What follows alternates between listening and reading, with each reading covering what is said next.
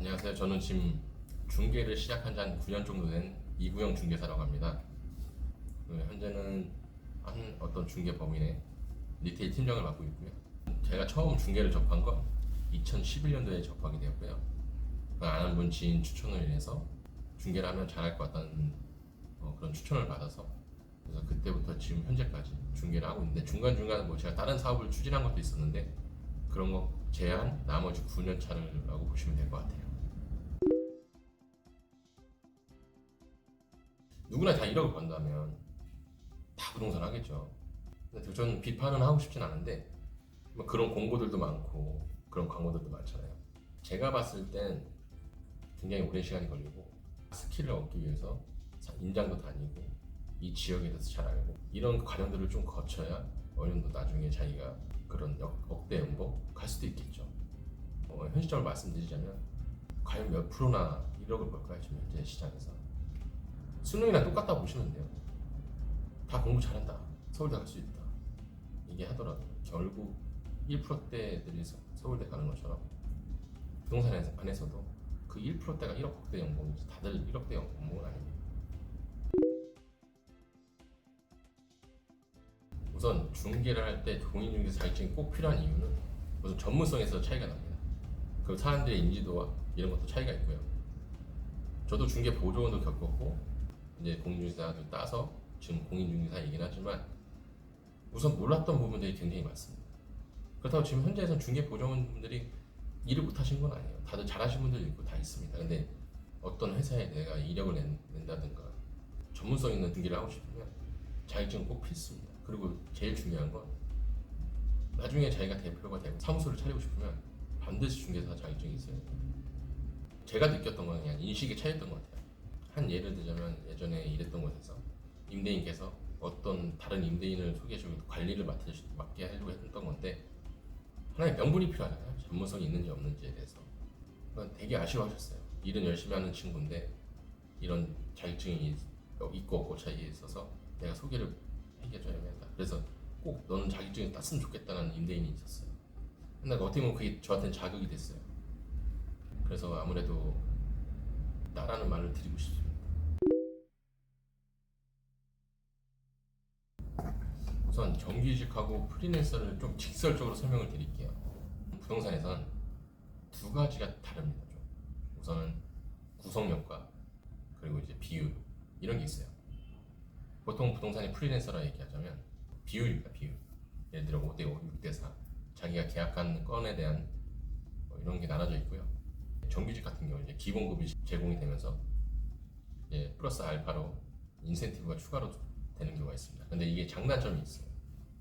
정규직 같은 경우는 기본급 100에서 150 주는 이유는 회사의 구성력이 되게 필요해요. 어떤 일을 시켜야 되고 그러면 당연히 기본급이 지원이 되겠죠. 정규직 같은 경우는 이제 초년생들이 많이 선택을 하시고 또 이제 부동산 처음 입문하신 분들이 하시고 보통 인센티브를 한다면 정규직에서는 100에서 150을 받고 수수료에 대한 20-30%를 지급하게 돼 있어요. 그런 거를 이제 감안하고 배워가면서 하겠다면 그걸 선택하시는 분들이 많고 경력직들은 대부분 정규직보다 프리랜서를 선택하는 경우가 더 많습니다. 그 이유는 자기가 계약한 건수만큼 비율을 나눠가면 좀 더 큰 금액을 가져갈 수 있고 좀 더 요구할 수 있는 상황이 되기 때문에 이런 게 장단점이 있어요.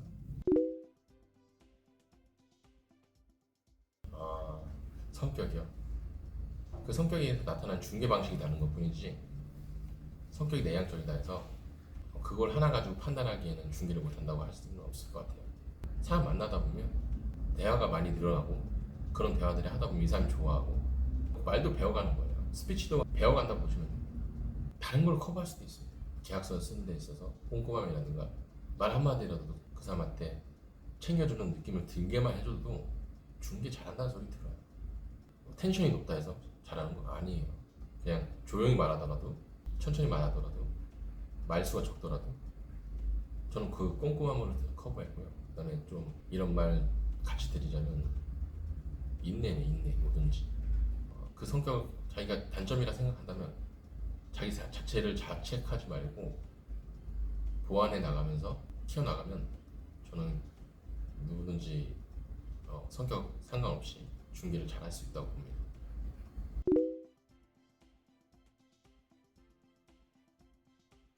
우선 60대에도 저는 가능하다고 봅니다. 네, 당연히 가능하고요. 20대에서부터 70대까지 다 부동산은 할 수 있다고 봅니다. 20대 분들은 기동력과 이런 컴퓨터 활용 능력, 그리고 이제 정확한 정보 전달을 이게 빨리 전달해 줄 수 있는 방법이 있고요. 그다음에 60대 분들은 삶에 대한 노련미가 있기 때문에 얼마든지 다 할 수 있다고 보고요. 그다음에 이제 제일 중요한 건 어떤 사람들과 어떻게 만나서 일을 하냐 제일 중요하다고 봅니다. 저는. 나이는 숫자에 불과할 뿐이잖아요.